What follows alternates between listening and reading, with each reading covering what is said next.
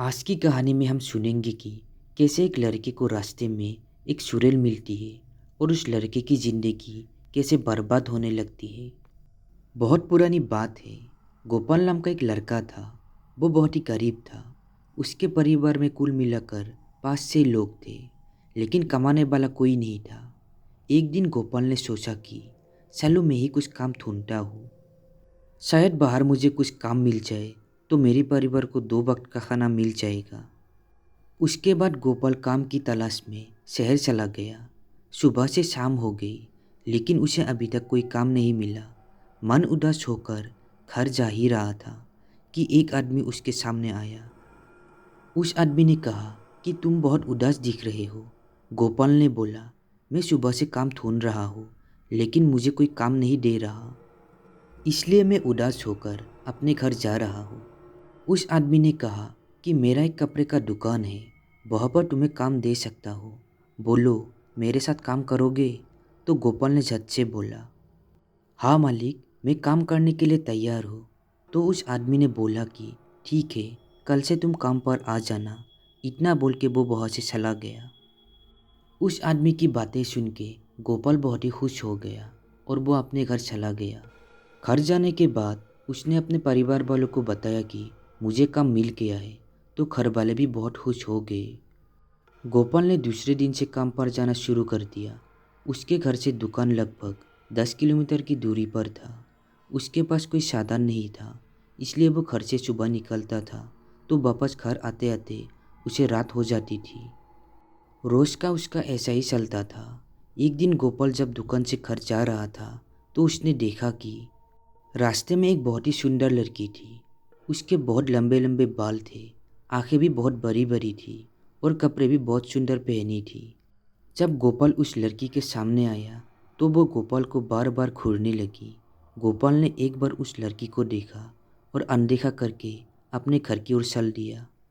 अगले दिन जब गोपाल काम खत्म करके घर वापस जा रहा था तो फिर वही लड़की उसे बहुत दिखाई दी और वो फिर उसे घूरने लगी। फिर भी गोपाल ने उसकी तरफ पलट कर नहीं देखा और अपनी घर की ओर निकल पड़ा। वो उसके पास 1 मिनट भी नहीं रुका, क्योंकि गोपाल को उस लड़की से बहुत डर लगता था और गोपाल डर के मारे थर थर काँप रहा था। वो लड़की कई दिनों तक उसे उसी जगह पर दिखाई देती थी। एक दिन वो लड़की दिखाई नहीं दी। गोपाल ने इधर उधर देखा, लेकिन कहीं नहीं दिखी। वो सोच में पड़ गया और मन ही मन में बोला कि ऐसा क्या हुआ कि वो लड़की आज नहीं आई। फिर वो अपने घर की ओर निकल गया। 1 महीने बाद उसके घर में एक चिट्ठी आई। गोपाल ने चिट्ठी को खोला, देखा तो उसमें एक लड़की का नाम लिखा हुआ था और वो नाम था रानी। उसमें से एक फ़ोटो निकली जो कि उस रास्ते वाले लड़की से हूबहू मिलती थी। गोपाल डर गया कि उसको मेरे घर का पता कैसे मिला। उस चिट्ठी में लिखा हुआ था कि कल जब तुम दुकान से निकलोगे तो जहाँ पर मैं खड़ी रहती हूँ वहाँ पर मेरा इंतज़ार करना।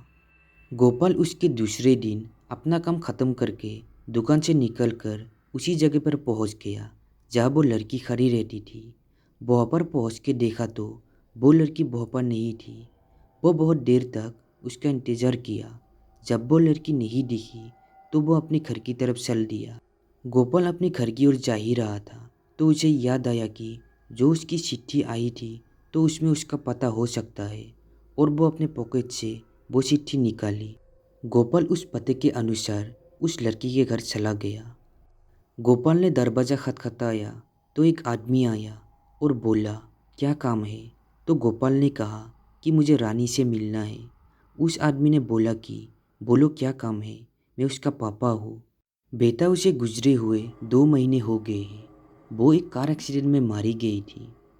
गोपाल ने जब इतना सुना तो उसके हाथ पैर कांपने लगे और वो सोच में पड़ गया कि वो लड़की तो मुझे रास्ते में मिली थी और उसकी चिट्ठी भी आई थी। अगर वो मर चुकी है तो मुझे चिट्ठी किसने भेजी? ये सब सोच के वो बहुत डर गया और उसका पसीना आने लगा। तभी रानी के पापा ने उसे दिखाया कि देखो बेटा, उसकी तस्वीर पर माला सरा हुआ है। इतना देखते ही गोपाल बहुत डर गया और भागकर अपने घर पहुंच गया। गोपाल ने उस चिट्ठी को जला दिया और उसके बाद गोपाल बीमार रहने लगा। घर वालों ने बहुत इलाज कराया, फिर भी कोई फ़ायदा नहीं हुआ। उसका काम भी छूट गया। गोपाल को अक्सर मरी हुई रानी का सेहरा छोड़ते हुए नजर आता था। ये सब बातें जब गोपाल ने अपने घरवालों को बताई, तब घरवालों ने तांत्रिक बाबा को बुला के गोपाल का इलाज करवाया। उसके बाद गोपाल ठीक हुआ। जब भी गोपाल उस हादसे को याद करता है तो उसकी रूह तक कांप जाती है। तो दोस्तों, कहानी कैसी लगी कमेंट में ज़रूर बताना।